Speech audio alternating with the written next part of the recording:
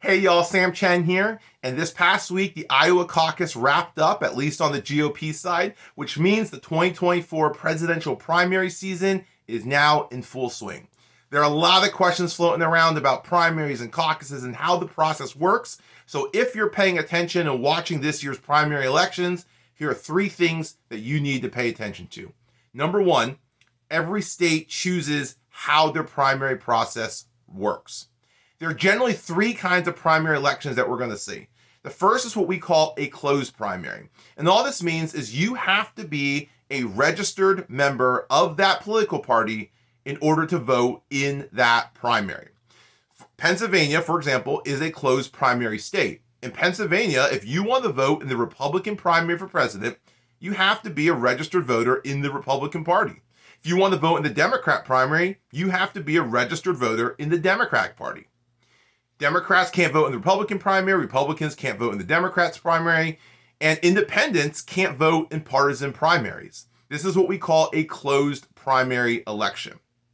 On the other hand, some states run what we call an open primary election. For example, New Hampshire has an open primary for the presidential election.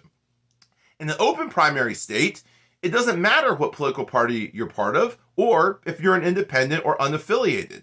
On election day, you can choose which party's primary you want to vote in.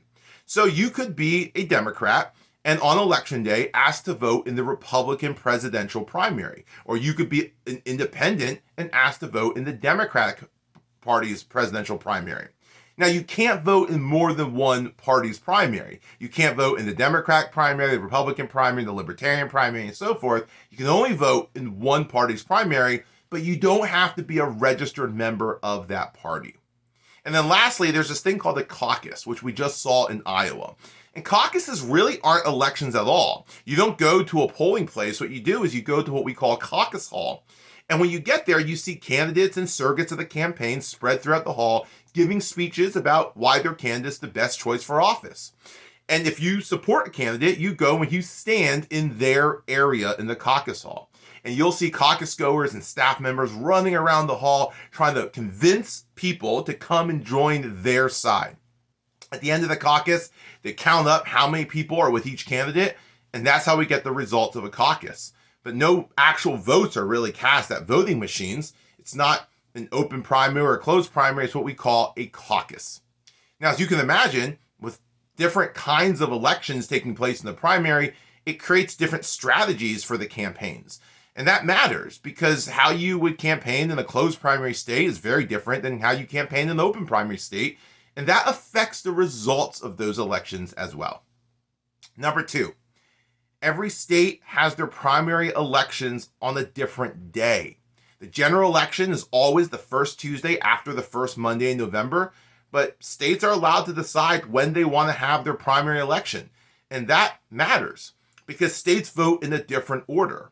Traditionally, Iowa always goes first with their caucus, and New Hampshire is what we call the first in the nation primary. It's a primary election, not a caucus, and it's written in their constitution that they have to have the nation's first primary election. Then it's on to South Carolina, and then what we call Super Tuesday. This year, the Democratic Party has tried to change their schedule, which is why you see the Democrats and Republicans voting on different schedules. But the order of the states matters. Let's say you're a candidate who doesn't have a lot of a national following, but you do fairly well in Iowa, New Hampshire, South Carolina. You've now built up a level of momentum. Or maybe you're a candidate who's doing decently well nationally, but you stumble in the early states. That could cost you fundraising dollars. It could cost you momentum. So the order that the states go in matters. Additionally, you couple that with the fact that they all run their elections differently. And so the fact that New Hampshire is an open primary in presidential elections means what happens in Iowa is going to have a pretty significant impact on what happens in New Hampshire. So the order that these states go in matters. Thirdly, and finally, look at the delegate count. And every state is going to do their delegates a little bit differently. What are delegates? So ultimately, the nominee for each party is decided at their convention. In the summer or early fall, you'll see the Republicans and the Democrats and the Libertarians and the Green Party. They're all going to have a convention. And that's where they're going to officially nominate their candidate for president of the United States. How we get there is through collecting delegates. And the delegates are awarded by winning the primary election. But delegates are awarded differently in different states. In some states, it's proportionate. So if you win 50% of the state, you get 50% of the delegates. In other states, delegates actually run. You elect delegates. So sometimes you'll see delegates run and say, I'll vote for the will of the people. If this state goes for Donald Trump, I'll vote for Donald Trump. If it goes for Nikki Haley, I'll vote for Nikki Haley. Other delegates will run as committed. I'm a Donald Trump delegate. I'm a Nikki Haley delegate. I'm a Ron DeSantis delegate. If you vote for me, I'm voting for that candidate. Some states have delegates that are statewide, and other states have delegates that are tied to their congressional districts. So, for example, in the state of Pennsylvania, part of their delegates are allocated proportionally based on percentages of the statewide election. But otherwise, every congressional district has 3 delegates that are elected. And so, again, those delegates could vote for the way their district votes, or they could pledge themselves to one of the candidates. Because every state does delegates differently, that changes how the delegate count works. And at the end of the day, it's the delegates that decide who wins the nomination.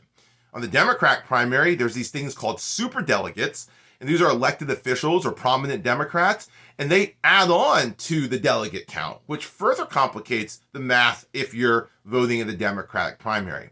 So pay attention to the delegates. I think a lot of times in primary elections, we look at national polls. The reality is we're voting state by state.